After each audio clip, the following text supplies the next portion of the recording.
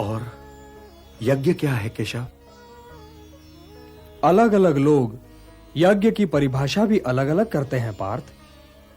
कुछ लोगों के लिए यज्ञ ब्रह्म का स्वरूप है, उनके लिए सब कुछ ब्रह्म है।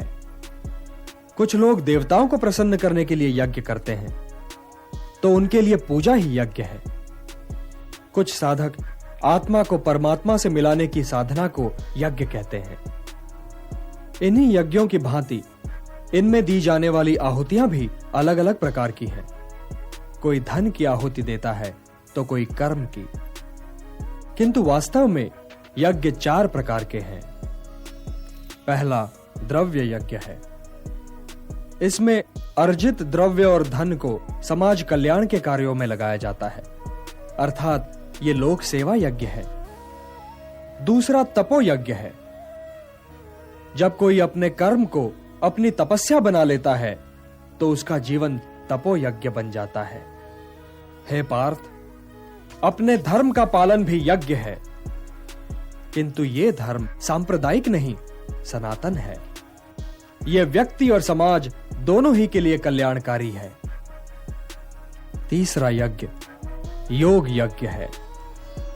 इसमें अष्टांग योग की साधना की जाती है और इसमें लोग ध्यान और समाधि का मार्ग अवलंब करते हैं।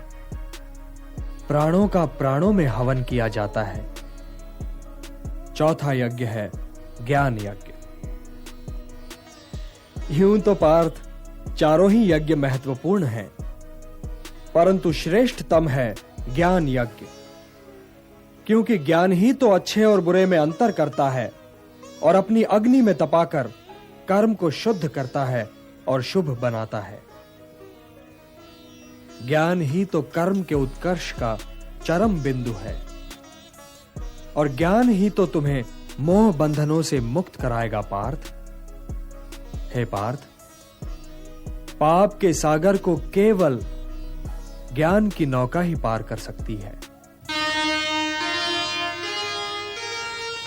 कर्म करो तुम ज्ञान से,